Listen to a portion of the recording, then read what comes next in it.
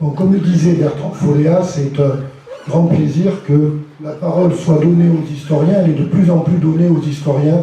Nous n'avons aucun complexe, ni de supériorité, ni d'infériorité. Deux, Bertrand Folléa a souligné d'emblée que tout renvoie à la conception du temps, et pour là où les transitions énergétiques, pour revenir à notre petit ami de philosophie de terminale Bergson, je rappelle que pour le temps et pour la transition énergétique, soit on considère l'instant T, la transition énergétique à l'instant T, daté au carbone 14, par les débats, par les mix énergétiques, par les mix électriques, en ne confondant pas les deux, et on peut ici partir du célèbre débat entre Nicolas Sarkozy et Ségolène Royal de 2007, qui confondait allègrement par rapport au nucléaire. Il n'était pas question de transition énergétique, mais de la place du nucléaire, la place de l'électricité d'origine nucléaire dans le mix électrique et l'énergie primaire. Donc déjà, par cet élément, en datant donc l'instant. Et comme il a été dit, la durée vécue, la durée perçue, la durée représentée est considérable. Justement, Mathieu Arnoux a fait, je crois dans l'histoire, il y a quelques années, un article de synthèse ou de vulgarisation, 200 000 ans de transition énergétique. Le concept peut être non seulement étendu, appliqué au pluriel, au temps historique, voire au temps préhistorique, voire dans une très longue durée, dans une acception large. Donc, mon propos est un propos simplement de synthèse et d'éclairage que nous pourrions tous ici porter au minimum en tant qu'historiens. Nous allons voir que la transition énergétique, je dis d'emblée le programme, parce qu'autant se détacher de ces notes, c'est dans ces domaines-là que c'est le plus vivant, a au minimum 3 acceptions. Une première acception où l'on parle de système énergétique, de système d'innovation, de révolution énergétique, et rien qu'à l'échelle de l'histoire moderne et contemporaine, de la genèse médiévale de la France moderne, on peut bien entendu compter au minimum 3 transitions énergétiques, 3 révolutions énergétiques, 3 systèmes énergétiques. Et disons d'emblée que dans cette acception, l'analyse historique, mon point de vue, classique, et ici avec mes collègues et amis, donc Alain Beltran, Léonard Laborie, donc Yves Bouvier, et puis, bien entendu, je assisterai dans quelques instants sur notre chère Néo-Aquitaine avec Cyril Abonnel, avec qui nous travaillons sur le concept et un projet d'étude du concept de néo-électrification. Donc le point de vue ici de l'historien est celui de l'histoire de l'innovation. En clair, Schumpeter n'est pas mort. C'était le titre d'un éditorial du Monde, il y a maintenant, donc effectivement, au printemps de la campagne électorale, par rapport aux débats particulièrement caricaturaux sur la fin du travail. Et il serait ici particulièrement caricatural de présenter la pensée de l'innovation et de l'histoire de l'innovation comme bien entendu uniquement réduite à des aspects technologiques, organisationnels et commerciaux. Je rappelle que dans les catégories initiales de Schumpeter, il existe une catégorie spécifique, l'innovation concernant les matières premières et l'énergie, qui a été ensuite réinterprétée dans un sens géopolitique et dans un sens technopolitique. Il existe dans notre courant d'histoire de l'énergie, avec en particulier les travaux de Gabriel Hecht, appliqués notamment à la question de la trajectoire de l'uranium et de l'énergie nucléaire, un courant technopolitique, un courant portant sur la technopolitique. Que signifie technopolitique dans cette trajectoire de transition énergétique?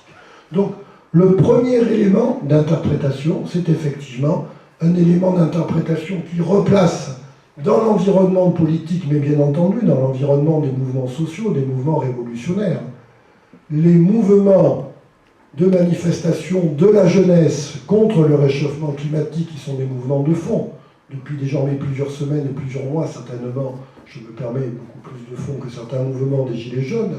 Donc on retrouve ce poids des mouvements sociaux, on retrouve ce poids de la société civile qui n'arrive pas à se construire comme une société civile organisée. Donc ça, ce sont les temporalités des transitions énergétiques. La seconde acception de transition énergétique est une acception militante qui date au moins des années 1980 par rapport à la construction d'un mouvement antinucléaire européen qui naît en Europe centrale, en Autriche et en Allemagne, mais cette construction du mouvement militant antinucléaire, l'apparition, la datation dans le vocabulaire Énergie 22, donc le tournant énergétique, et plus tard, beaucoup plus tard en réalité, en Grande-Bretagne et en Scandinavie, la datation militante du tournant de la transition énergétique au début des années 1980 est un tournant de contestation de l'affirmation de la puissance du nucléaire, du choix du feu nucléaire dans la civilisation donc occidentale. Avec le célèbre Eucke Institut, il y a eu beaucoup de travaux en sciences humaines et sociales, en sciences politiques en particulier, ou en sociologie, n'oublions pas les autres disciplines de sciences humaines et sociales qui entretiennent un dialogue dans cette histoire croisée, dans ces enjeux croisés de la transition énergétique.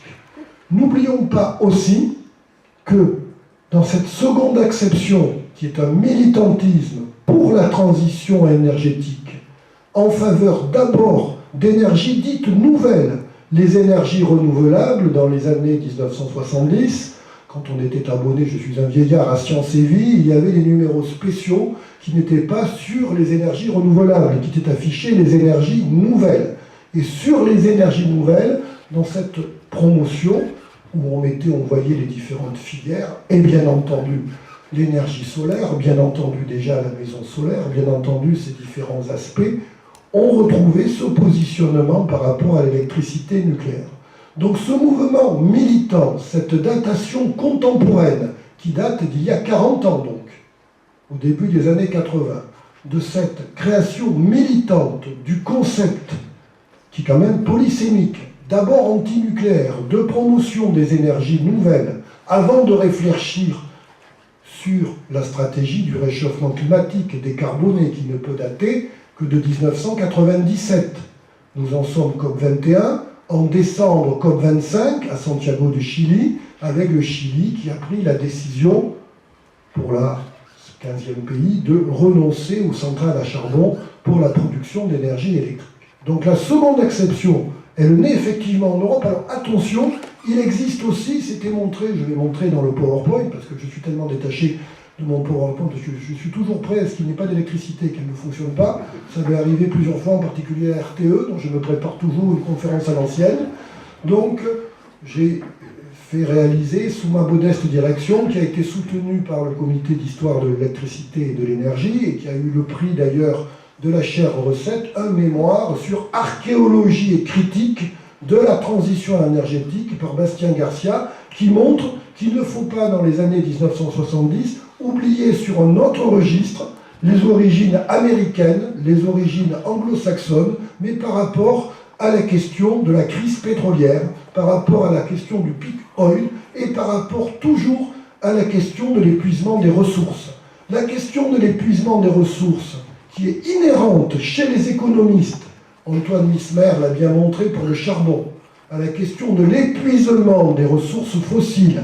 Charles-François Mathis, dans notre équipe bordelaise, travaille sur cet aspect, mais c'est emparé effectivement des hydrocarbures, c'est emparé effectivement de cette question, et on a eu aussi cette réflexion.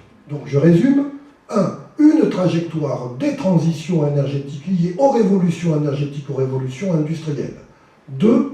Un propos militant des courants, la minorité éclairant le peuple, donc des experts, des intellectuels, militants pour un changement radical du système énergétique, tourné vers les énergies nouvelles, devenant renouvelables, et en tout cas, stop au nucléaire, qui ne correspond pas forcément d'ailleurs d'emblée à stop à la croissance, le rapport Meadows, 1972, 73, 74, et ses premiers éléments.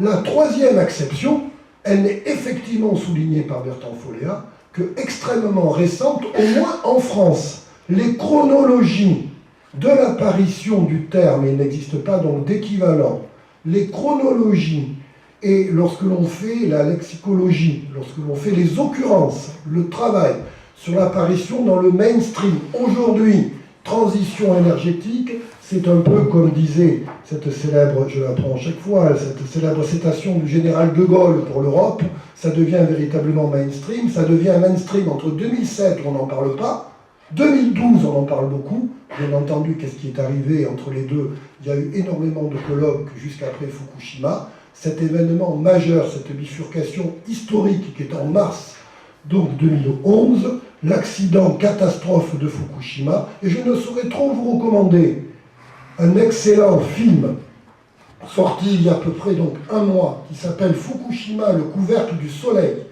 Et en particulier, on retrouve le soleil partout, depuis Toutankhamon, fils d'Akhénaton.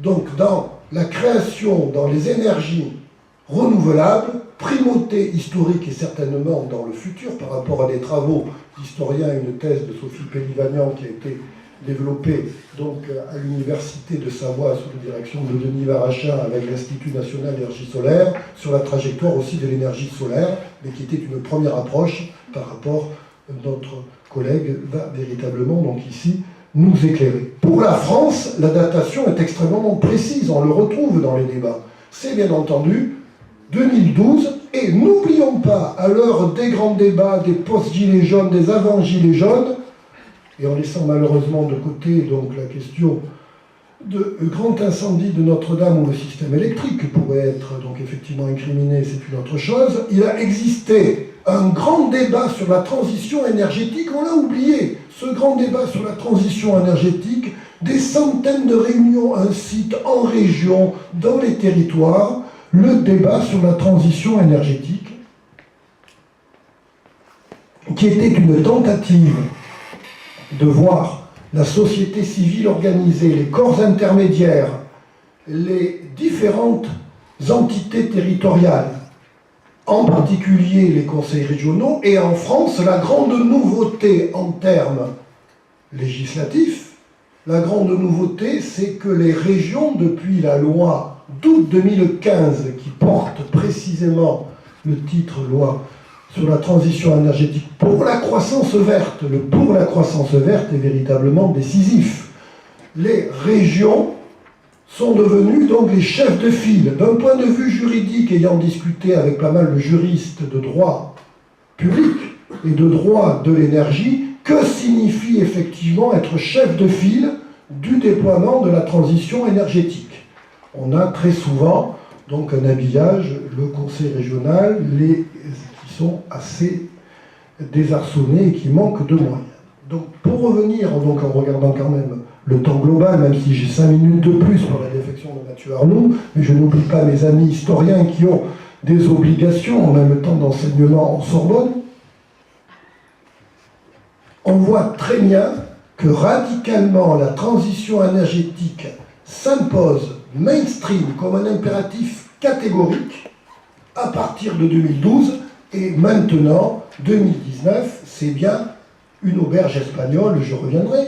Et je rappelle la célèbre phrase du général de Gaulle en 1965, lorsqu'il était mis en ballottage pour l'Europe, il déclarait « On peut sauter sa chaise comme un cabri en disant, alors lui il disait en disant l'Europe, l'Europe, l'Europe, mais on pourrait l'attribuer, on peut sauter sur sa chaise comme un cabri en disant la transition énergétique, la transition énergétique, la transition énergétique, cela n'aboutit à rien et cela ne signifie rien. » C'est quand même faux, dans la mesure où on verra que dans les politiques publiques, c'est un impératif, c'est un artefact. Et même si dire n'est pas faire, je rappelle en termes des moyens de communication que l'énonciation du message ne signifie pas la réalisation et la prophétie, on retrouve cet impératif catégorique depuis donc 2012-2015 comme une obligation par rapport au réchauffement climatique et donc un élément central des politiques publiques. Donc la troisième exception, c'est un élément central des politiques publiques. Reste à savoir à quelle échelle ces politiques publiques de transition énergétique sont appliquées. Elles sont appliquées d'abord à l'échelle nationale.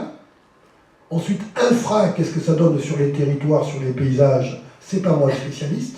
On verra avec nos amis dans le duo suivant, en particulier au moins pour leurs conclusions. Et surtout, dans la mesure où l'on sait très bien que la COP 21, qui pourtant est considérée comme l'acmé, l'apothéose de la magnifique présidence de François Hollande, avec les deux immenses réussites, donc sont à la fois la loi pour la transition énergétique, la loi sur la transition énergétique pour la croissance verte et la COP 21, grand tédéum, qui pourrait presque faire penser au pacte Briand-Kellogg de 1928 pour les historiens, mais c'est autre chose. Donc, grand tédéum de la COP 21 en décembre 2015, nous en sommes donc à la COP 25, dont je rappelle qu'il n'y a aucun élément contraignant de toute façon. Alors là aussi, les juristes, la contrainte en droit international, quand on voit dans les différentes jurisprudences et dans les contentieux, aboutit très souvent à des chiffons de papier. Alors, il ne s'agit pas d'être extrêmement pessimiste. Donc j'ai juste voulu insister, ici, d'emblée, sur le fait que transition énergétique est indispensable. C'est une auberge espagnole à 3 temps, à 3 visages, ce n'est pas un Janus, c'est historiquement une révolution énergétique, c'est de façon militante un propos, un manifeste pour la domination, pour un mix énergétique, ou du moins un mix électrique. Je rappelle les scénarios de l'ADEME qui montrent qu'en réalité, il n'est pas impossible, en faisant quel sacrifice, d'aboutir à un mix électrique de 100% renouvelable. En faisant quel sacrifice? Point d'interrogation. Je ne me prononce pas. Et puis, troisième élément, donc, les politiques publiques avec leurs contradictions par rapport aux politiques internationales, par rapport au prix, par rapport à l'épuisement ou non des ressources, par rapport à la volonté des gouvernements, et puis en rappelant surtout que même si la COP 21, la majorité des pays sont signataires, on sait très bien que 3% d'efforts ne correspond pas à 97% donc de croissance continue. Je rappelle que toujours aujourd'hui, 80% du mix énergétique, je dis bien, correspond à des énergies fossiles, premier élément. Je rappelle que deuxième élément, la production de charbon continue à augmenter et que les réserves, contrairement au fantasme, les réserves de charbon sont pratiquement inépuisables, de même que les réserves d'hydrocarbures ne sont pas inépuisables, mais sont beaucoup plus importantes que prévu. Et je rappelle aussi que dans ce scénario de transition énergétique au royaume des aveugles, les borgnes sont rois. On présente, et peut-être doit participer Rémi Lunk, qui travaille sous ma direction sur le gaz dans la trajectoire de la transition énergétique, on présente au royaume des aveugles et les borgnes sont rois. On présente le gaz naturel à l'intérieur des énergies fossiles comme une solution au fond faisant le lien entre un mix 100% d'énergie renouvelable, d'énergie décarbonée et le gaz naturel qui serait moins pire, comme dirait l'autre, exprès que le pétrole, qui serait moins pire que le charbon, les schistes bitumineux, etc.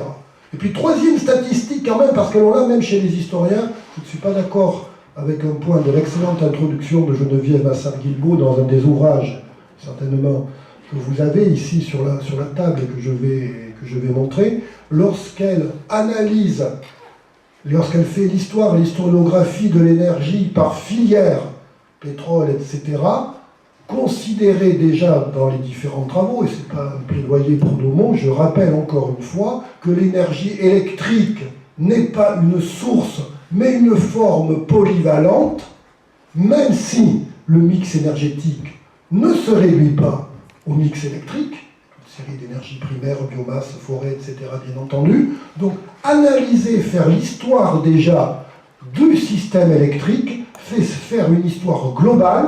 Et je me permettrai ici d'insister, une grande enquête, quand j'avais fait l'histoire du CIGRE, du Conseil international des grands réseaux électriques, à l'échelle internationale, il y avait eu une enquête parmi toutes les associations d'ingénieurs, alors j'insiste, c'est le point de vue des ingénieurs, en 1999, c'était une enquête, il y avait plus de 10 000 ingénieurs qui avaient répondu, et de toute association d'ingénieurs, pas spécifiquement électriciens, et on leur demandait quelle est l'innovation qu'ils considéraient la plus importante dans l'histoire. Et ils répondaient l'électricité et l'électrification.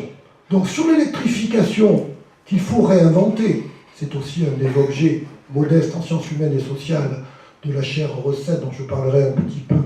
Et Cyril Abonnel a proposé, on a tenu la semaine dernière, mercredi dernier, le second colloque, il y avait pas mal de monde, le colloque du second anniversaire de notre chaire régionale, Recette, réseau électrique et société en transition, et Cyril Abonnel avait présenté justement la question de la néo-électrification, développer l'imaginaire donc de l'électrification, des nouvelles formes d'électrification, parce qu'encore une fois, l'électrification qui ne se fait pas forcément en réseau, qui peut se faire hors réseau, qui n'est pas forcément centralisé, qui est décentralisé. Je rappelle quand même une statistique, un petit article qui avait été fait, à la louche, et statistique à la louche. Mais aujourd'hui, dans le monde, et notre perspective donc française, donc perspective élitiste ne saurait ici se réduire. Actuellement, 25% de la population mondiale n'a pas d'accès à l'énergie électrique du tout, 25% a un accès insuffisant, éphémère, intermittent, non sécurisé à l'énergie électrique, et 50% oui, mais en laissant même de côté la question, vous avez fait un colloque sur la précarité énergétique, en laissant même de côté ces questions sociétales qui sont véritablement décisives. En réalité, j'ai déjà dit ici l'essentiel, mais j'ai un magnifique pourquoi. Je vais être à court d'eau, est-ce qu'il n'y a pas de bruit d'eau par là? Excusez-moi, je ne fonctionne à l'eau, il n'y a pas de Bordeaux.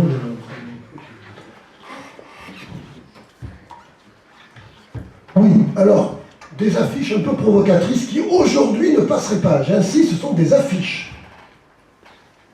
Ce sont des affiches, là, avec MeToo, etc. J'arrive justement en remarquant justement que dans le cadre de la manifestation de cette chaire, il n'y a que des hommes à la tribune. Moi qui suis un apôtre de la mixité et non de la parité, nous sommes ici, donc il y a un petit manque féminin apparemment donc dans les intervenants. Heureusement que mes gars y contribuent, mais absolument, absolument. Donc j'insiste dans cette métaphore, et mon ami Alain, je me faisais remarquer que en histoire du cinéma, on peut aller au fond de Buñuel, qui est un de mes cinéastes préférés, à Clapiche, dont l'auberge espagnole, qui n'est pas forcément ici le plus important, le concept d'auberge espagnole, mais effectivement, la transition énergétique a été pendant longtemps, et les historiens l'ont montré, un impensé de l'histoire. La transition énergétique a été écartée en tant que telle, mais elle a été vue sous d'autres formes. Système d'innovation, révolution industrielle, système énergétique. Donc un obscur objet du désir historique, en fait plus intéressant serait plutôt le charme discret de la bourgeoisie.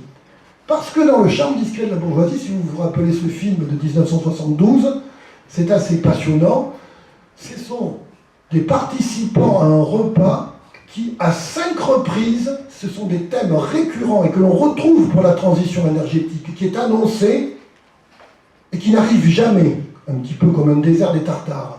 Le repas échoue en permanence. C'est chaque fois bloqué, réitéré. On nous avance constamment pour demain, par rapport au scénario de transition énergétique, 2025, 2030, 2040, 2050, 2070. Et toujours, il y a un petit problème. Il y a un petit élément, alors il y a un macro-élément Fukushima, espérons que par rapport à la dangerosité extrême et l'objectif absolument nécessaire de diminuer le plus rapidement possible dans le mix électrique la part du nucléaire et bien entendu de la supprimer à terme et le plus rapidement possible, il peut arriver d'autres éléments, d'autres contestations. Le mouvement des Gilets jaunes, par exemple, on ne prend que ce micro-événement, donc il peut arriver des tas d'éléments qui peuvent, et effectivement, des blocages. C'est un film assez fascinant où constamment on est bloqué, réitéré, bloqué. On ne va pas rester trop là-dedans. Alors après, les descriptions mainstream, vous les connaissez tous ici. Qu'est-ce que c'est la transition énergétique, hein? On passe majoritairement de ressources non renouvelables à des ressources renouvelables. Le défi, on peut le qualifier historique. C'est lié à une étape intermédiaire qui n'était pas écrite. Il faut enlever ici tout déterminisme. J'ai déjà parlé depuis maintenant 20 minutes. Je fais donc attention donc, à bien avancer. On a le temps. Vous me donnez combien? 20 minutes encore? On a le temps, d'accord, on a le temps. On gagne le temps. Alors je prends le temps donc d'expliquer véritablement.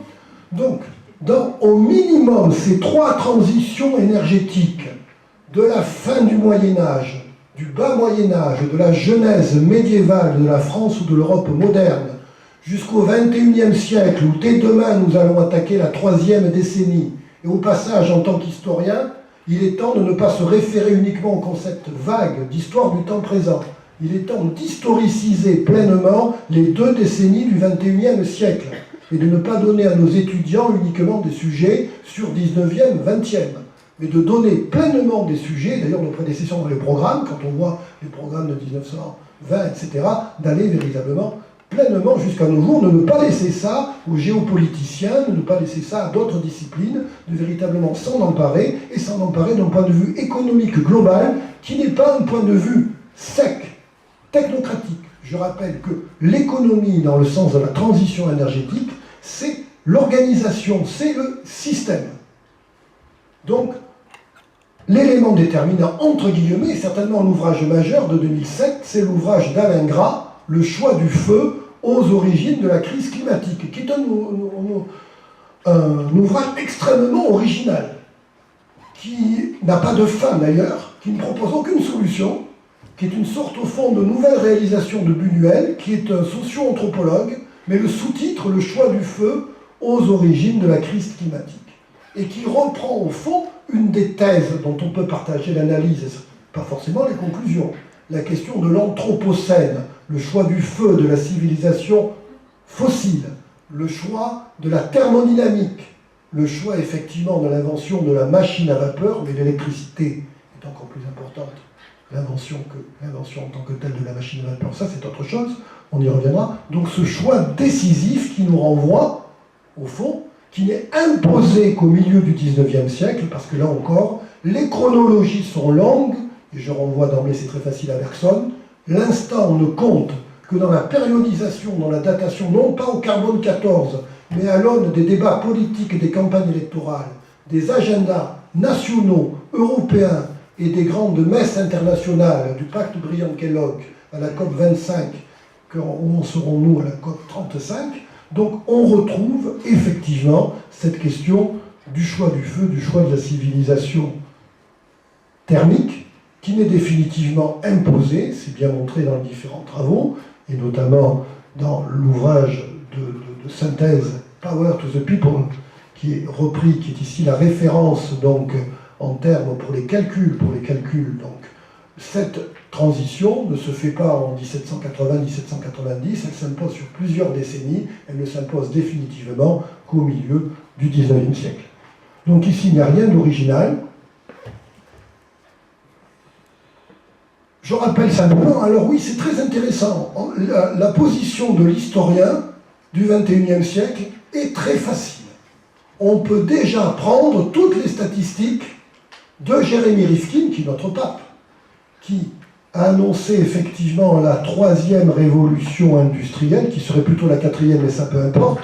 Je vous rappelle ce qui est le plus intéressant dans son ouvrage particulièrement, c'est le sous-titre, donc effectivement, de son ouvrage, le sous-titre précis donc, de Jérémy Rifkin, qui est « Comment le pouvoir latéral a transformé l'énergie, l'économie et le monde », et dans les 5 piliers de la 3e révolution industrielle, de la transition énergétique, où il ne faut pas oublier effectivement donc, le numérique, on retrouve, ce qui est fascinant, ouvrage 2011, qui a été élaboré précisément de 2007 à 2011, forcément, alors ça c'est un jeu d'enfant pour un historien, qui là a quand même un confort énorme par rapport au malheureux géographe économique. C'est que toutes les statistiques annoncées, délirantes, par Jérémy Rifkin, où il annonce, je ne sais pas combien, de tête une phrase où en 2020, nous sommes en 2019, il y aura 200 millions de bâtiments intelligents à énergie positive. Donc en Europe, rien que pour l'Europe, où il fait effectivement, donc ici cette apologie, on doit retrouver, on doit constamment relativiser dans ces effets d'annonce. Alors, l'histoire compte, mais bien entendu, pour les historiens de l'environnement, pour les géographes et pour vous, historiens des paysages, comme dirait dans mon anglais des Landes, Geography matters. Je n'utiliserai que cette simple carte qui pourrait être utile aussi depuis presque l'époque médiévale, avec l'utilisation donc de l'énergie hydraulique et de l'énergie au fond thermique, puisque je rappelle que de 1880 jusqu'à la Seconde Guerre mondiale, les deux sources primaires, principales de production, les convertisseurs, pour faire plaisir au vocabulaire adéquat, sont bien l'hydroélectricité, transformation de l'énergie mécanique en énergie électrique, et effectivement les centrales thermiques. Cette carte classique des années 50 qui montre cet équilibre dans le mix montre d'abord que même si l'énergie nouvelle, renouvelable, c'est la plus ancienne, c'est bien l'énergie solaire, avec, on le verra, moi je me tente de continuer à apprendre, la diversité des filières, la diversité des bifurcations possibles, la diversité donc des applications. Bien entendu l'énergie éolienne du vent, mais quand même, l'énergie renouvelable, actuellement du moins pour la France, plus de 10% dans le mix électrique, c'est bien l'énergie hydraulique, c'est bien l'énergie hydroélectrique. Donc malheureusement, on a exploité pratiquement toutes les potentialités, même si on peut faire des steppes, même si on peut turbiner à outrance, même si on peut faire du stockage. Et je rappelle que dans la question du stockage de l'énergie, qui dans la transition est une des solutions d'avenir, dans les solutions d'avenir, 1, la meilleure énergie, c'est celle qu'on ne consomme pas, 2, c'est la sobriété, 3, c'est le stockage, que devient à terme le réseau, et dans le stockage, la principale forme pour l'énergie électrique est effectivement le stockage dans les barrages, dans les réservoirs, le stockage, l'énergie hydroélectrique. Pierre Massé disait déjà à la fin de la Seconde Guerre mondiale et au début des années 50, Alain Beltran a beaucoup écrit là-dessus, dans Aléas et Progrès, qu'on a une gestion complexe à partir de l'hydraulique. Et certainement, dans cette trajectoire historique des transitions de l'énergie hydraulique, qui a une ancienneté. Je suis certes de Bordeaux, donc je ne peux pas être de Toulouse, mais quand même. À Toulouse, il y a la plus ancienne centrale hydroélectrique, le moulin du Bazacle, qui est d'ailleurs un des petits musées EDF, lié à Electropolis, Mulhouse, au célèbre Claude Velti, où il y a des expositions pour le délégué régional EDF. Et le Bazacle est créé avec un statut d'ailleurs de société en transition. L'énergie amène des transformations sociales et sociétales, et surtout donc des créations d'entreprises. Le moulin du Bazacle au XIIIe siècle, ce n'est que de l'énergie hydromécanique, bien entendu.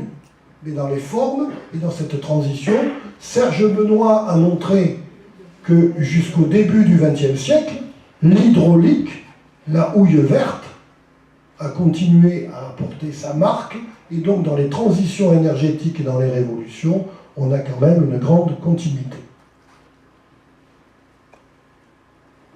Je continue, juste un peu de bibliographie. Ah non, je vous montre le plan de ce que je peux faire en une demi-heure, que j'essaye de faire en 2 heures, en 10 heures, en 30 heures, avec des références. Donc qui reprend, donc on est à vue qu'on va de Buñuel, ne négligeons pas Buñuel, à Cédric Lapiche, pas forcément le plus intéressant. Donc, première acception, effectivement, donc de l'auberge espagnole à l'icône, la transition énergétique, TE, un concept critique pour l'historien, j'y reviendrai. Alors déjà, transition énergétique, je rappelle qu'il faudrait faire une démographie des paradigmes et des concepts, avec une espérance de vie. Déjà, transition énergétique est presque datée. C'est transition écologique. Désormais, parler de transition énergétique, c'est presque... On est presque suspect d'être un énergéticien vendu au groupe EDF, ou à Engie, ou à je ne sais pas qui. Donc il faut parler de transition écologique, ce qui n'empêche pas que c'est un impératif. Donc, y compris en termes d'histoire du temps présent immédiate, non, ou plutôt en termes d'histoire du XXIe siècle, il faut que je change ce slide, j'ai tort. Donc, autocritique manifeste, j'irai à Moscou. Donc, seconde partie, c'est ce que je disais, au moins une trilogie historique, et je n'aurai pas la prétention, pas la compétence, surtout Mathieu Arnoux qui peut faire sur les 20 000 ans, je reste du XIIIe siècle au XXIIIe siècle, donc la proto-industrialisation des énergies douces. Il existe une thèse, Jean-Marc Olivier, sur l'industrialisation douce.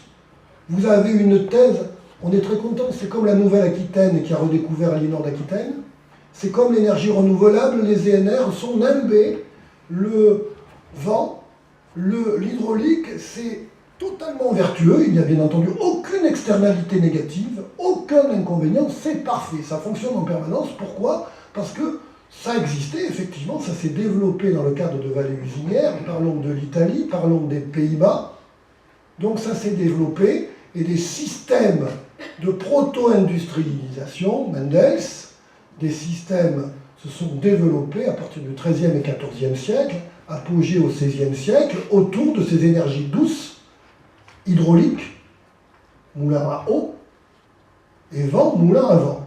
Les célèbres synthèses des Pays-Bas, qui exportent même leurs ingénieurs, y compris dans le Médoc, dans notre région, et n'oublions pas quand même que l'industrie textile italienne du XIIIe, XIVe et XVe siècle, elle utilise beaucoup, donc les moulins à eau, elle utilise beaucoup donc l'énergie hydraulique pour les différentes phases. Donc on a bien des industries douces, des énergies douces, avec la thèse, je suis totalement incompétent, y a-t-il eu, est-ce que ce sont des systèmes bloqués ou non? Apparemment non, c'est bien montré par, je ne vais pas me substituer ici à Mathieu Arnoux, mais quand même, quand on voit, on considère, c'est bien montré par Alain Gras, qui avait fait, avant de faire le choix du feu, je ne saurais trop vous recommander un minuscule ouvrage en 128 pages, un que sais-je donc, qui ont disparu, qui date de 1997, qui s'appelle les MST. Les MST, ce ne sont pas ce que vous pensez par rapport aux différentes activités ludiques, ce sont les macrosystèmes techniques. Les macrosystèmes techniques, et dans l'histoire, dans les trajectoires des macrosystèmes techniques, il montrait que la célèbre machine de Marly, je ne suis pas du tout spécialiste, mais la célèbre machine de Marly pour l'approvisionnement en eau par rapport à ce monstre d'approvisionnement qui n'a jamais totalement et définitivement fonctionné. On a mis absolument, enfin, il y a toute une série de polémiques en histoire des techniques, je ne suis pas spécialiste, mais l'énergie humaine, etc., qu'il fallait déployer pour aboutir effectivement à ce système qui manquait au fond de concentration, d'économie d'échelle. Je ne vais pas plus loin, ce n'est pas mon objectif. Donc le choix du feu, insistons, ce choix du feu, il se fait en 3 temps. Ce choix du feu, c'est la machine à vapeur, le charbon, l'industrie lourde, les pays noirs, les black countries partout, avec ces paysages caractéristiques. C'est, dans un second temps, la révolution majeure des hydrocarbures qui change la géopolitique mondiale et qui donne une dimension technopolitique, avec les armes politiques qu'ont pu être, à partir de 1960 et 68, l'OPEP et l'OPEP, mais le choix du feu, même si c'est une énergie soi-disant décarbonée, le choix du feu, c'est aussi le choix de l'énergie nucléaire. Donc effectivement, l'argument majeur d'indépendance énergétique, de rendement croissant énergétique, n'enlève pas les 2 questions, la dangerosité absolue et le fait avéré qu'actuellement, on ne sait absolument pas s'occuper, donc, ce n'est pas l'objet, donc du traitement des déchets. On peut même se demander, à la limite, si une centrale à l'arrêt n'est pas plus dangereuse qu'une centrale en activité, je fais exprès d'être provocateur, bien maintenue, bien entretenue. Je fais exprès ici d'être provocateur par rapport ici à ces éléments. Donc au fond, le choix du feu, c'est certes le fossile classique, mais le fossile classique, je rappelle que l'énergie nucléaire est du thermonucléaire, avec l'uranium, avec les aspects géopolitiques, Omar Bongo, Tutti Quanti, etc. On retrouve ici donc des éléments de technopolitique très importants. Alors pourquoi pas? Alors ça, c'est toute la question bien montrée par Alain Gras. La question, les catastrophes sont-elles éclairantes? C'est-à-dire, retient-on des leçons du premier compartiment du Titanic, puis le second, le troisième? Est-ce qu'on continue à entonner le chant? Donc en clair, est-ce que Tchernobyl 86 a été une catastrophe éclairante? Est-ce que Fukushima, donc 2011, est une catastrophe éclairante? Point d'interrogation. Point d'interrogation quand on voit donc effectivement les résultats. Et c'est toute la question, c'est fascinant. D'ailleurs, vous savez qu'il existe au moins 3 hypothèses sur la trajectoire de l'île de Pâques. Il y avait eu récemment une exposition magnifique qui était au musée d'Aquitaine sur justement cette trajectoire, donc dans cette disparition, c'est assez fascinant.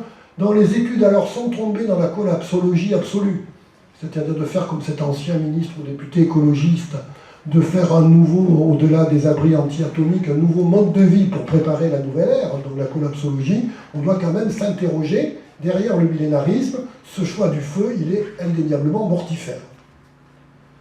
D'où l'injonction du nouveau mix énergétique, j'ai fait exprès de mettre énergétique et non pas électrique, et le NAMB, alors effectivement, le NAMB des énergies renouvelables, le NAMB absolu. Vous savez tous, je reprendrai cet exemple, qu'il y a 15 ans, l'énergie éolienne était la panacée, l'idéal parfait, faisant surtout des retombées fiscales pour les communes qui acceptaient donc l'implantation de ces parcs d'éoliennes.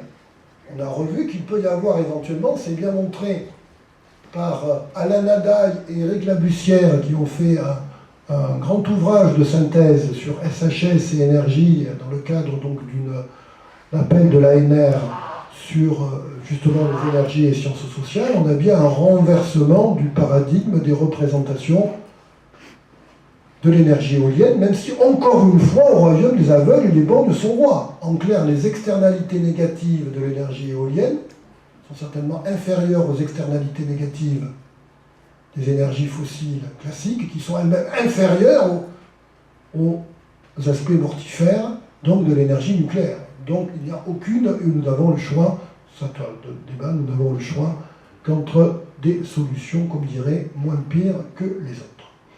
Le grand 3, en fait, je l'ai déjà présenté, de l'artefact, mais je vais revenir avec le texte proprement dit, très dense et qui est moins, comment dire, présenté à l'oral, de l'artefact au paradigme opératoire, les 3 temps d'une construction politique. La transition énergétique est bien une construction politique. Ce n'est pas en soi ni positif ni négatif. Le début des années 80, l'antinucléaire. N'oublions pas le début, ou plutôt le milieu des années 2000, avec le rôle des communautés, la naissance du mouvement des initiatives de transition en Angleterre, à l'initiative notamment d'un intellectuel qui s'appelle Rob Hopkins, une approche impliquant la communauté, visant à mettre en œuvre les solutions pour que la société, dans toutes ses composantes, puisse faire face à la pénurie des ressources énergétiques et aux impacts des changements climatiques, notion de résilience. Donc on a effectivement des mouvements qui peuvent être des quartiers, des éco-quartiers que l'on retrouve dans des, plutôt je dirais aujourd'hui, dans une sociologie Bobbio, dans une sociologie qui représentant donc certains quartiers, donc, ou qui peuvent être, que l'on peut retrouver au Danemark particulièrement, que l'on peut retrouver dans certaines villes de Grande-Bretagne, que l'on peut retrouver dans même Brooklyn, que l'on peut retrouver dans certaines formes donc urbaines et urbanistiques. Mais c'est juste pour identifier. Et effectivement, les années 2010, pour la France, c'est très net. Pour la France, c'était très net 2011-2012. Pour d'autres pays, c'est beaucoup moins net, puisque la politique de transition énergétique de l'Allemagne, je n'ai pas le temps de détailler, est très largement lancée, ça vous le savez, dès le début, dès 2000, et lancée à l'échelle régionale par les Länder, et même à l'échelle nationale. Et que cette politique de transition énergétique n'a pas attendu Fukushima, et donc le choc et l'abandon du nucléaire, donc là, même si je dis juste en tant qu'histoire de façon générale, hein, donc tout ce débat, mais au moins dans les énonciations, dans les politiques mises en œuvre, on retrouve les cadres à partir donc effectivement de 2000. On sait très bien dans le débat aujourd'hui, même s'il y a une augmentation très nette des énergies renouvelables, avec quels matériaux, quelle est la place donc encore du charbon et des énergies fossiles, donc point d'interrogation, on sait très bien qu'il n'y a pas de solution idéale. Je reviens quand même à la bibliographie, pour bien montrer quand même, j'insiste, une trilogie pour faire plaisir quand même, que, j'insiste, dans la transition énergétique, s'il y a une transition à retenir, c'est bien l'invention, diffusion, innovation du système électrique, donc de l'électrification qui est un process. C'est quand même pas pour rien si Lénine a dit le communisme, ce sont les soviets et l'électrification. l'électrification avec la question territoriale. La question qui était autrefois de la solidarité, la question qui reste posée de la péréquation, donc la question des régulations, la question aujourd'hui des syndicats départementaux d'énergie ne veulent plus entendre parler de solidarité, qui est un terme au fond, les villes faisant l'aumône aux malheureux territoires ruraux. Donc ils veulent une complémentarité. Ils veulent effectivement insister sur la connexion, puisqu'effectivement, les territoires ruraux, avec leurs fermes solaires, leurs fermes éoliennes, leur biomasse, leurs petits ruisseaux, viendra au secours des métropoles boboisées et conquises tous les samedis après-midi par les Gilets jaunes, comme Bordeaux, où l'on retrouve effectivement dans le Médoc, tout autour, où l'on retrouve cette diffusion des énergies renouvelables. Donc, la Bible, c'est bien celle de notre ami Alain Beltran et Patrice Carré, qui non seulement a fait une réédition, mais a fait je ne sais pas si c'est 2 ou 3 chapitres supplémentaires qui intègrent pleinement la dimension transitionnelle. Et d'ailleurs, le changement de titre est assez intéressant, puisque certes, il y a toujours la préface d'Alain Corbin, donc l'histoire des sens, mais en revenant sur la vie électrique, montre bien que c'est dans tous les pores de la société, ce n'est pas une construction technicienne, et en insistant sur l'histoire et l'imaginaire, cet imaginaire est effectivement très important. Alors vous savez tous, en français, c'est bien que la seule référence, et j'utilise déjà ici des slides de mon ami donc Cyril Abonnel lors de sa conférence donc inaugurale le 10 avril, on terminera par cet aspect. La référence pour tous, pas forcément pour la question de transition, dans la première édition de 86, la seconde édition de 2013, donc les servitudes de la puissance, une histoire de l'énergie de Berdeléage et Emery, et tout est dit dans transition énergétique, telle est l'injonction à laquelle tout humain doit se plier. Ça devient une injonction, ça devient véritablement un impératif catégorique. Et puis j'ai mis alors exprès quand même, en considérant donc les 2 ouvrages, ma préférence vont aux 2 premiers, donc une seule remarque, donc depuis 2011, depuis 2012, il n'y a pas une semaine sans qu'il n'y ait pas un colloque sur la transition énergétique. Ça va de soi. C'est absolument obligatoire, et j'insiste ici, perspective d'historien, mais m'occupant aussi d'histoire et de sociologie de l'énergie, j'ai au moins participé, juste pour animer, etc., au moins à 2 colloques de sociologues, un grand colloque international des sociologues de l'énergie qui s'est tenu à Tours en l'été 2016, qui était centré justement sur les sociologues et l'énergie et la question des transitions, et encore plus à l'été 2017, c'est en train de paraître, ce qui s'appelle les critiques sociologiques de la transition énergétique. Acte SHS, ça s'est déroulé à Strasbourg, ça va apparaître aux presses universitaires de Rennes, avec donc plusieurs historiens qui y ont participé. Moi, j'ai fait juste une introduction d'une partie. Donc les sociologues d'autres disciplines, de sciences humaines et sociales, en sont parlés. Je fais juste un commentaire sur les 2 premiers. Le premier, donc l'Europe en transition, dirigé par Léonard Laborie et Yves Bouvier dans le cadre d'un programme international donc européen, réfléchit plus largement. La preuve, c'est que la couverture choisie mélange effectivement donc les formes effectivement de transition, ne se limite pas à l'énergie, s'attache aux différentes formes de transition européenne, de transition des systèmes économiques et sociaux, et notamment la question de la mobilité. Mais effectivement, peut-être mon préféré, c'est Sous le soleil. On retrouve constamment d'ailleurs le soleil repris dans tous les titres. Donc voilà que je n'arrive pas à venir au sous-titre. Donc système et transition énergétique du Moyen-Âge à nos jours. Mon micro aussi. Donc il y a notamment un excellent texte de Mathieu Arnaud, et puis l'introduction de Geneviève Nassar-Guilbault, la conclusion Charles-François Baptiste, mais Geneviève Nassar-Guilbault a fait une recension totale de l'histoire de l'énergie qu'elle a en partie reprise dans l'excellent, vous allez savoir bientôt ce que sont en français le journal, voilà que je ne sais pas, d'histoire de l'énergie ou en anglais de Mont-de-Marsan, eux ils feront en anglais parfait, en anglais bruxellois, quel est effectivement le numéro 1 étant totalement disponible. En réalité, numéro 2 et 3 sont aussi pratiquement disponibles, mais il y a du teasing. Il y a notamment eu un colloque à Milan, il y a maintenant en décembre 2017, qui s'intéressait justement à la question des transitions énergétiques. Les publications, c'est autre chose, nous en parlerons plus tard. Puis quand même, un peu quand même de publicité, là, ici. Donc, un mémoire, j'avais donné effectivement ce mémoire de recherche d'un candidat qui passe ses concours, archéologie et critique de la transition énergétique. Dans le débat contemporain sur l'environnement, la transition énergétique s'est imposée dans les esprits comme étant une évidence. Cette notion s'avère plus floue qu'il n'y paraît. Une lutte d'énonciation s'est mise en place, une légitimité est à construire pour ces fabricants donc de scénarios. Et dans ces scénarios,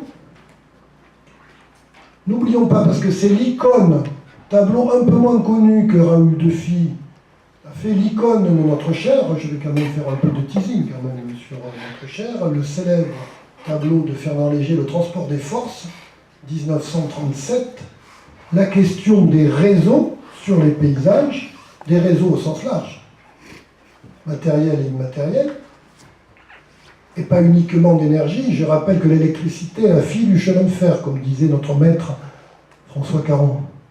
Donc la question de l'entrelacement dans les infrastructures, dans les paysages, dans les transitions, la preuve, c'est lorsque le TGV a des problèmes, donc les pannes géantes de Montparnasse, c'est bien la question de l'alimentation par le poste RTE, me semble-t-il, enfin on retrouve, et de même, je rappelle que Fukushima, le film est fascinant d'un point de vue politique, mais il est fascinant d'un point de vue technique. Je rappelle que l'accident est devenu catastrophe absolue par l'incurie totale, les effets d'enchaînement de la compagnie d'électricité, du système électrique et du réseau électrique. Et au fond, c'est un miracle, c'est un hasard, c'est bien expliqué, si le Japon n'est pas détruit de la carte. Je rappelle de toute façon la situation est catastrophique, quoi qu'il arrive. Donc, mais c'est un hasard véritablement si la catastrophe n'est pas allée beaucoup plus loin en atteignant même peut-être la Corée du Sud, du Nord, etc. Certains aspects donc du papier. Je résume au fond, c'est la conclusion, une longue conclusion. Donc comme je disais, l'énergie s'est imposée aujourd'hui comme un obscur objet du désir historique. C'est bien souligné par l'introduction de Geneviève Massard-Guilbault, traité en tant qu'historien de l'énergie n'était pas évident de façon globale avant les années 90. Donc la transition énergétique est devenue en moins d'une décennie un paradigme global qui s'est intégré dans celui du développement durable. Depuis Kyoto 1997, voire qui s'est substitué à lui et l'aurait englouti. Une remarque. On parle énormément de transition énergétique, écologique, etc. On a tendance à parler un peu moins de développement durable. C'est considéré comme ce qui était la surcatégorie, ce qui était la superstructure devient l'infrastructure. C'est assez fascinant de voir la mode et les occurrences des différents termes. En s'imposant dans l'arène géopolitique internationale sous la figure de la COP21 de Paris en décembre 2015, elle affirmerait un statut ontologique d'impératif catégorique, inscrit en lettres d'or dans tous les agendas politiques, dans un mouvement saturant toutes les échelles territoriales. De la transition vécue au chevet local des compteurs Linky, la controverse, à l'échelle planétaire du grand dérèglement climatique. Donc, il faut essayer de réintroduire cette transition dans une trajectoire de longue durée en intégrant l'ensemble des sciences humaines et sociales de l'énergie, j'insistais sur la sociologie, et en insistant sur une profondeur de champ. Bien entendu, cette transition énergétique au singulier paraît, mais on la déconstruit, en soi une illusion historique, dans la mesure où elle désignerait une période de transition normée et circonscrite entre deux systèmes sociotechniques présumés stables. Or, l'histoire des dynamiques de l'innovation réalisé par François Caron dans une perspective presque néo-schumpeterienne, comme l'approche aussi, une approche technocritique. L'approche technocritique développée par François Jarige sape rapidement cette perception univoque, idéale et idéale. Donc on l'a vu, des processus toujours conflictuels, au XVIIIe comme au XXIe siècle, de confrontation énergétique, de contestation du système énergétique, avec des systèmes d'acteurs territoriaux qui sont en constante évolution. Ils se sont déployés au pluriel. La territorialisation de l'énergie est de plus en plus complexe. J'insiste, le déploiement en France de la transition énergétique se heurte à la question du millefeuille territorial, à la question, on a vu la question de la régionalisation, vous avez aussi l'ensemble de la loi MAPTAM sur, certes, les intercommunalités, mais toute la question des métropoles, de ces objets que sont les formes de métropolisation. Donc c'est un débat, donc il y a presque une confrontation des agendas et des enjeux entre l'agenda des politiques publiques de l'énergie, de la transition énergétique, et les politiques territoriales du territoire et des collectivités territoriales. Donc la transition énergétique est perçue aujourd'hui comme un défi historique à l'échelle de la civilisation carbonée, on l'a montré, et ce serait une injonction, un petit peu la complainte du progrès. Pourtant, ces trajectoires territoriales montrent qu'il faut absolument contextualiser, montrer les systèmes énergétiques et surtout, constamment déplacer selon la domination donc géopolitique. J'ai insisté en filigrane, la situation de la transition énergétique en Europe occidentale et aux États-Unis n'a rien à voir avec celle de la Chine, n'a rien à voir. Un excellent exemple, bien entendu, l'Union indienne.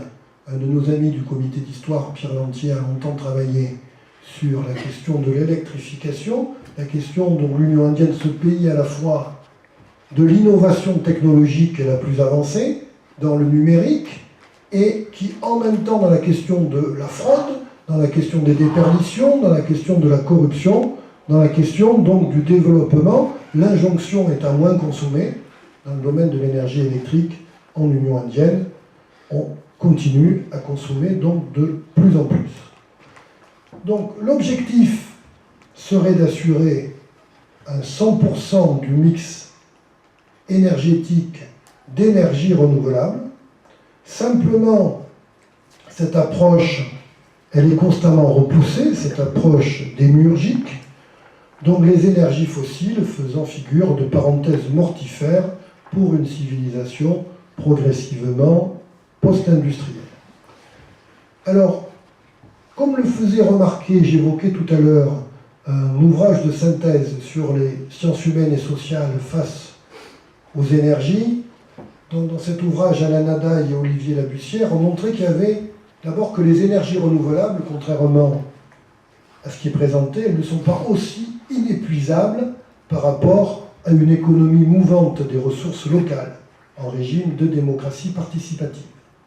En termes d'arbitrage et des usages et de gestion du syndrome Nimbai, que vous connaissez tous, et Banana, Build Absolutely Nothing, Anywhere Near Anyone.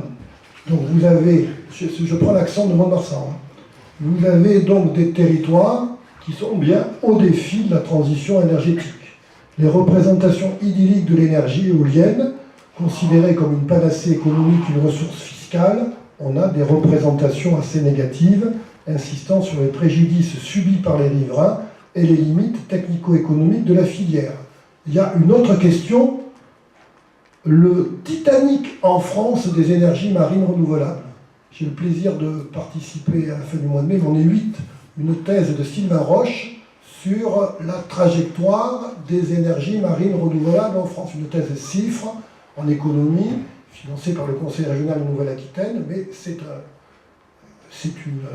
un Titanic absolu. Donc, même si l'on rattrapait pour la France, par rapport à d'autres trajectoires, par exemple l'Allemagne ou d'autres pays, je ne suis pas spécialiste de cette question. Alors, je voudrais quand même terminer par un peu de marketing. Il le faut.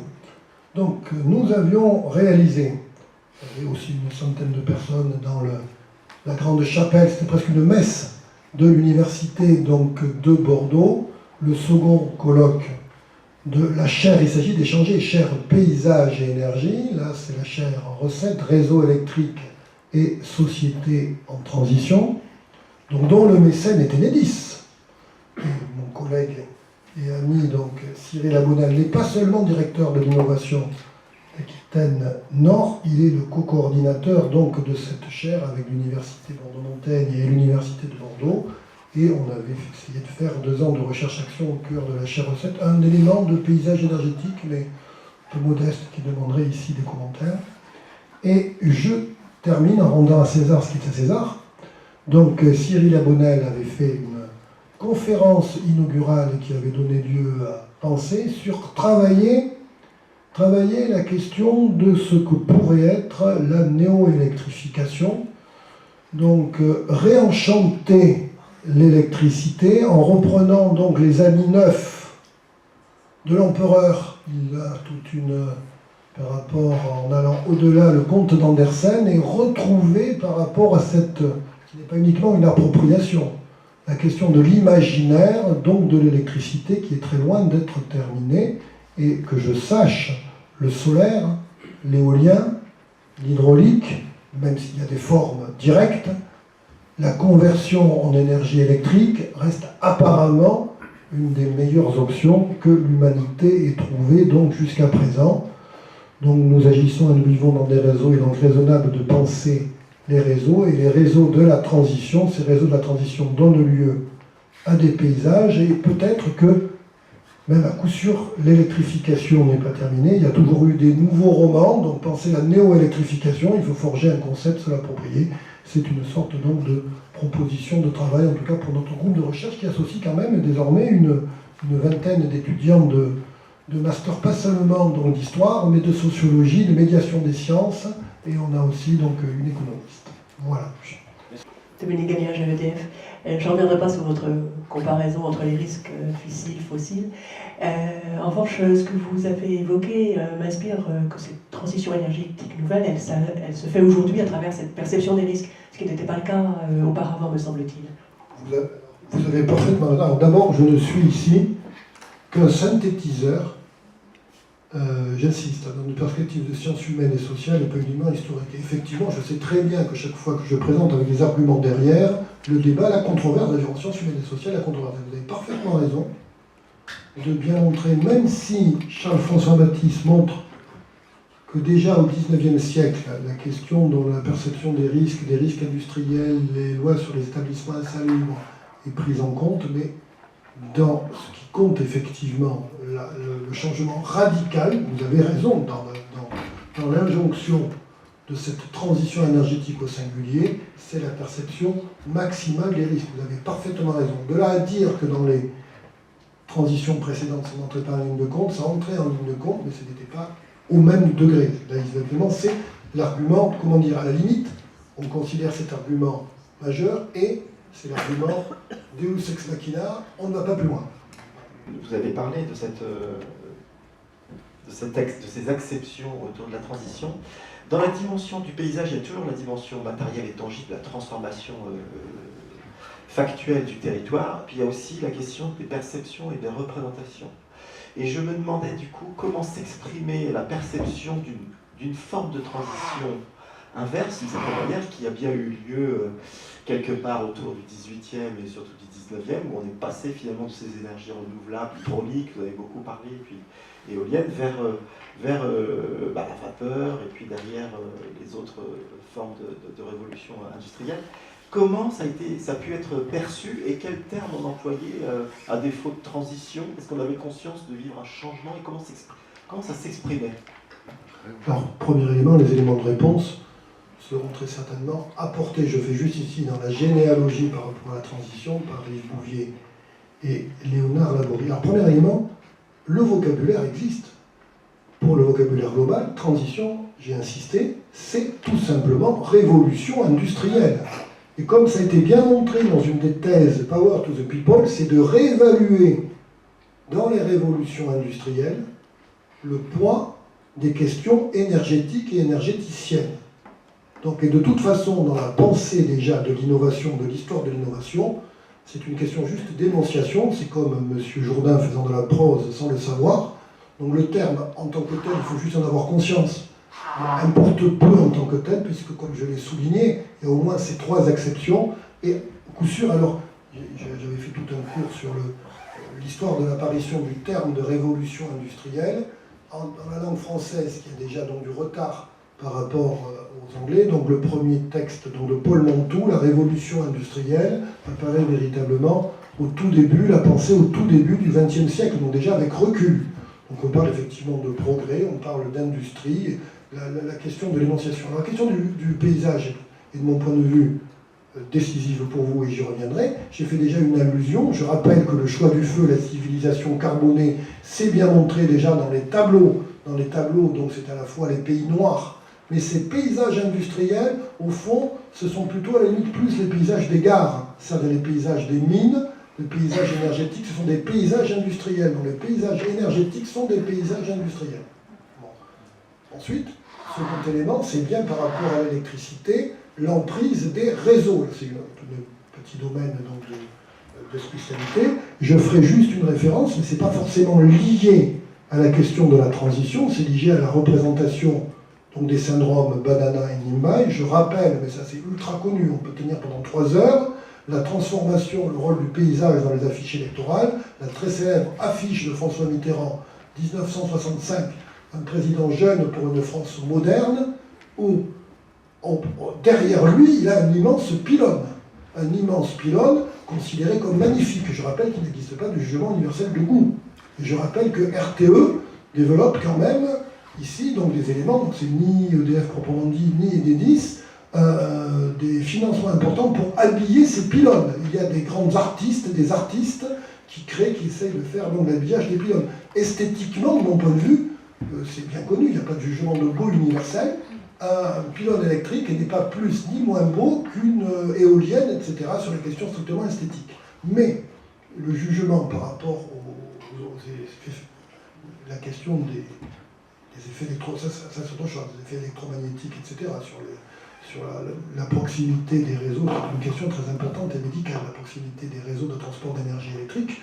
Là, c'est très largement documenté depuis l'entre-deux-guerres, avec les procès des agriculteurs et RTE, un très lourd contentieux là-dessus d'ailleurs, des tas de procès, un service juridique très important. Donc je reviens sur le paysage. Sur le paysage, désormais, effectivement, le pylône doit absolument, donc effectivement, se cacher. Et alors que économiquement, enterrer des lignes à partir de 220 000 volts, c'est extrêmement difficile et extrêmement coûteux, ça devient, etc., c'est presque considéré comme un impératif, et on a préféré compromettre l'interconnexion entre la France et l'Espagne pendant quelques décennies, et ne pas valoriser l'ensemble donc de l'énergie éolienne, donc des énergies renouvelables, jusqu'à preuve du contraire, tant qu'on ne sait pas stocker l'énergie, totalement. Les progrès incrémentaux, voire radicaux, il n'y a aucune raison qu'on n'arrive pas à stocker l'énergie électrique sous toutes ses formes, et ça progresse énormément, mais on a besoin de plus en plus de réseaux, pas forcément centralisés, mais avec des mailles décentralisées, et donc la marque des réseaux sur le territoire, c'était un objet d'un numéro spécial qu'on avait fait aussi avec Michel Derdevé sur la marque des réseaux dans les annales des ponts et chaussées. Cette marque des réseaux, elle n'est pas prête donc de disparaître. Donc le paysage électrique, simplement, les postes de transformation sont cachés, les postes en même temps, donc on essaye d'habiller, on essaye de faire disparaître cette marque. Cette sensibilité, en tout cas au réseau, dans le paysage, et ça vous le montrerez, c'est pas moi, elle est terriblement accrue. Alors c'est bien montré dans l'évolution de la législation, depuis les années précisément, depuis les années 70 et encore les différentes circulaires dans les années 90, la circulaire sur le débat public, le fait que pour aménager une ligne de transport d'énergie électrique, il fallait 5 ans, maintenant il faut réellement 15 ans pour une ligne de transport. Un seul exemple, la grande ligne de transport d'énergie électrique entre la France et l'Espagne, sous-marine, donc entre la Nouvelle-Aquitaine et le Pays Basque, qui ne va passer que par quelques... à peu près 50 ou 60 km terrestres. Donc pour l'instant, ça se passe bien, entre guillemets, mais la concertation, le débat public, RTE, on était à la présentation des résultats, est extrêmement prudent donc sur ces sur ces éléments. Voilà. Vous êtes spécialiste de énergie et paysage, je crois que RTE est un de vos précieux mécènes. Bonjour, Béatrice Julien-Briand, je suis paysagiste, je travaille sur l'organisation du post-master paysage et transition. Vous terminez votre conférence avec néo-électrification, cette thématique. Et du coup, est-ce que vous pourriez nous dire un peu quelles sont les utopies que vous voyez derrière cette thématique les plus extrêmes en termes de contextualisation? Je passe la parole à mon co-coordinateur. Sans prendre trop de temps, juste essayer effectivement de reprendre la tentative la collective en fait avec la chaire I7 et nos étudiants en multidisciplinaire, c'est d'essayer de reprendre et de contribuer à la réflexion sur la poursuite de l'électrification, qui est effectivement un phénomène dynamique, et en s'appuyant notamment sur les trois thèmes dominants de la conclusion de François Caron au 4e colloque de 1987 de l'Association pour l'histoire de l'électricité en France, qui était intitulé L'électricité et ses consommateurs. C'est une sorte de point d'étape, c'est comme ça que je le comprends, qui avait été fait, auquel d'ailleurs Christophe Gounod avait participé. Et en conclusion des 3 jours de colloque, il proposait, pour essayer de réduire et de comprendre la surface des débats qui avaient eu lieu, 3 thèmes qui sont les contraintes d'exploitation. Donc là, moi, en tant que salarié d'Enedis et du groupe EDF, on peut comprendre effectivement tous les enjeux techniques, contraintes d'exploitation, la construction de la demande réelle, donc là, qui est la rencontre en fait entre des clients ou des consommateurs, je reviendrai sur cet enjeu sémantique, et l'enjeu de l'offre technique, puisqu'on se souvient tous que Christophe a parlé de stockage, mais à tout instant, il faut que la production égale la consommation. Donc c'est une contrainte forte et structurante d'un point de vue technique. Donc contrainte d'exploitation, construction de la demande réelle, et le 3e terme, qui est celui sur lequel, effectivement, on va essayer de travailler aussi, parce qu'on travaille l'ensemble des thèmes, c'est une ambition, je reviendrai d'ailleurs sur l'ambition qui est le slogan de la chaire I7. Donc 3e thème proposé par François Caron, c'est les utopies nécessaires. Donc là, à la fois on a le terme d'utopie et l'adjectif nécessaire, qui est très intéressant dans la manière même de concevoir les choses. Et ce que j'ai essayé de dire mercredi dernier, et sur lequel on va continuer à travailler, c'est utopie ne va pas sans dystopie. On peut aussi avoir des uchronies, ça il y a d'ailleurs dans la RHE, JHE, j'en ai lu quelques éléments, il y a notamment une discussion utopie-dystopie impliquant Charles-François Mathis. Qui participe à notre chaire de même que Stéphanie Le Gallic, on a arraché la parole. Voilà.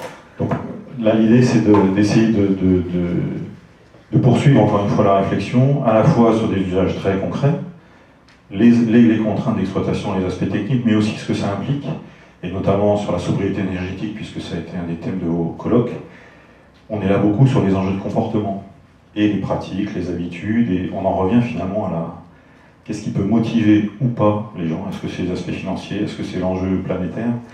Et l'idée c'est d'aller donc prendre, avec les 3 thèmes dominants de François Caron que je viens d'évoquer, de poursuivre la réflexion, telle que c'était d'ailleurs synthétisé dans la préface là, d'Alain Beltran et François Carré à la vie électrique. Il faisait finalement aussi un retour sur qu'est-ce qui s'est passé entre la première publication de la Fellacea en tant que 91 et 25 ans après, en 2016. Donc il y a quelques chapitres, mais il y a surtout effectivement cet impératif environnemental, mais aussi l'impact du numérique, qui est à la fois facilitant. Donc là, on serait plutôt du côté des utopies nécessaires sur un accès à l'information en temps réel, mais aussi tout un pan de poursuite finalement des fantasmes et des enjeux d'imaginaire dystopique.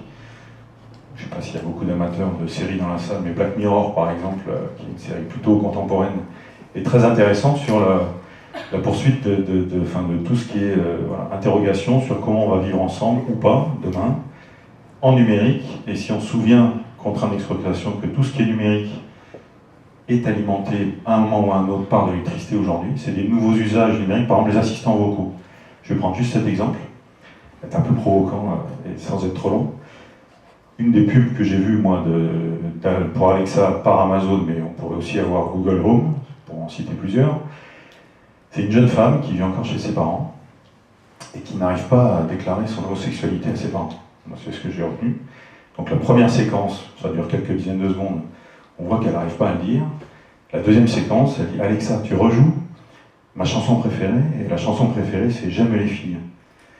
Donc, on dit, bah ok, c'est facilitant ou ça fait flipper, pour être un peu archaïque dans les termes. Alors, quand on discute avec d'autres partenaires d'Enedis qui sont les organisateurs du Bordeaux Geek Festival, qui est un autre événement sur Bordeaux, on se dit, mais est-ce que cette Alexa d'Amazon, qui est aujourd'hui une boîte, même design posée sur la table, est-ce que c'est pas un prototype des électrodes qu'on aura demain dans le cerveau, sur notre vie imaginaire, et Alexa est au plus intime de chacun? Ça, c'est des nouveaux imaginaires électriques, numériques, vus d'aujourd'hui, mais si on historicise, ce sont des imaginaires électriques. Et donc c'est ce genre d'éléments d'exploration qu'on va mener sur la néoélectrification. Elle serait nouvelle si on arrive à tenir compte non seulement des impératifs environnementaux, non seulement de l'utilisation du numérique, mais aussi de l'impact sur le vivre ensemble, pour le dire simplement.